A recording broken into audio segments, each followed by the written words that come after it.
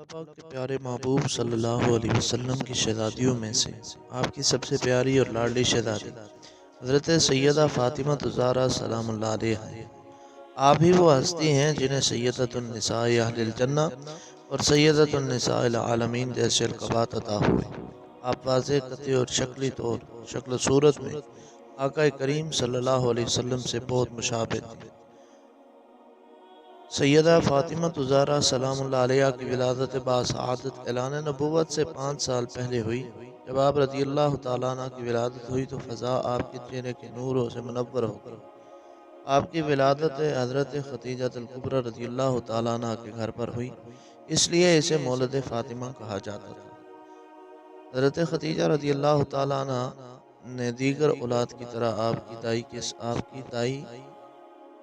سپرد نہیں کیا، وہ آپ کو دودھ پلائے، بلکہ انہوں نے خود آپ نے زیر سایہ آپ کی شاندار پرورش کی۔ عبادت و ریاضت آپ روزوں اور عبادت و ریاضت کا بہت شوق رکھتی تھی۔ کئی بار ایسا ہوا کہ آپ نے پوری رات نماز پڑھتے ہوئے گزار دی۔ شرم و حیا اور پردہ کرنا آپ کے اعلیٰ اوصاف میں سے تھا۔ کبھی کسی غیر محرم کی نظر نہ پڑی، بلکہ آپ کی یہ تمنا تھی کہ وصال کے بعد بھی مجھ پر کسی غیر مرد کی نظر نہ پڑے۔ چنانچہ بروز محشر لوگوں کی نگاہیں جھکانے کا حکم ہوگا تاکہ آپ رضی اللہ تعالیٰ عنہ پل صراط سے گزر جائیں۔ اللہ پاک کی راہ میں خرچ کرنا آپ کا محبوب اور پسندیدہ ترین عمل تھا۔ چنانچہ آپ کی یہ شان اللہ پاک نے قرآن کریم میں بھی بیان فرمائی۔ حضرت مولا علی رضی اللہ تعالیٰ عنہ اور حضرت فاطمہ رضی اللہ تعالیٰ عنہ کا نکاح یقیناً بہت عمدہ اور شاندار تھا، جس میں خود رب کریم کی رضا اور نبی کریم صلی اللہ علیہ وسلم کی دعائیں، نصیحت اور شفقتیں شامل تھیں۔ یہ مبارک نکاح ایک قول کے مطابق 26 یا 27 صفر سن 2 میں ہوا۔ نکاح کے بعد بی بی فاطمہ نے امور خانداری کے ذمہ داریوں کو نہایت خوش اسلوبی اور سلیقے سے نبھایا۔ ہر طرح کی مشکلات پر صبر کے دامن کو مضبوطی سے تھامے رکھا۔ چکی پیسنے سے ہاتھوں میں نشان پڑ جاتے، پانی کی مشک بھر کر لانے کی مشقت ہوتی، آپ نے پھر بھی اپنی ازدواجی زندگی کا سفر صبر و شکر سے طے کیا۔ آپ کے 3 بیٹے حسن، حسین، محسن اور 3 بیٹیاں زینب، رقیہ اور کلثوم تھیں۔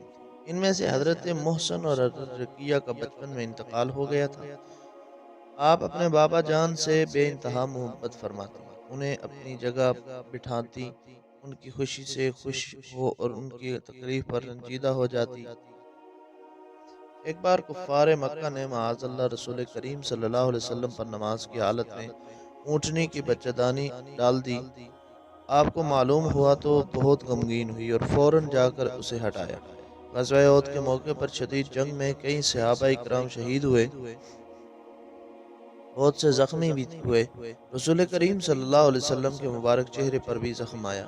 سیدہ فاطمہ الزہرا رضی اللہ تعالیٰ عنہ اپنے بابا جان کا مبارک چہرہ پانی سے دھو رہی تھی، مگر خون بند نہیں ہو رہا تھا۔ بالآخر کھجور کی چٹائی کا ایک ٹکڑا جلایا اور اس کی راکھ مبارک کریم کے چہرے کے زخم پر رکھی، جس سے خون تھم گیا۔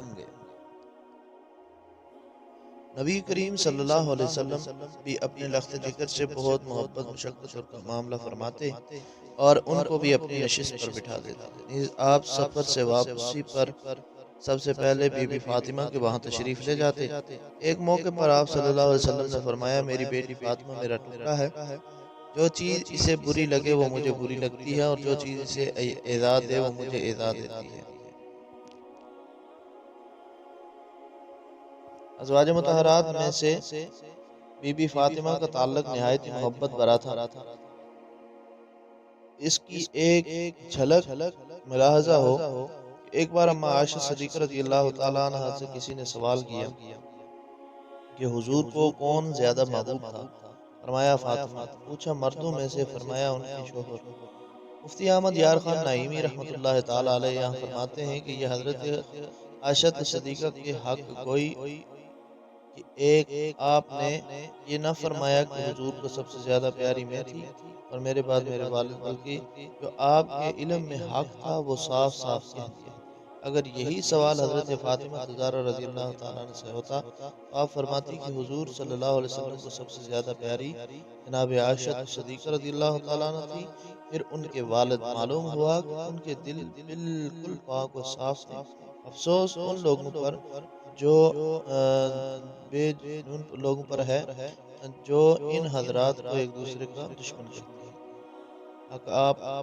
آقا کریم صلی اللہ علیہ وسلم کی ظاہری پردہ فرمانے کے بعد حضور علیہ السلام کی یاد و فراق میں بے چین رہتی۔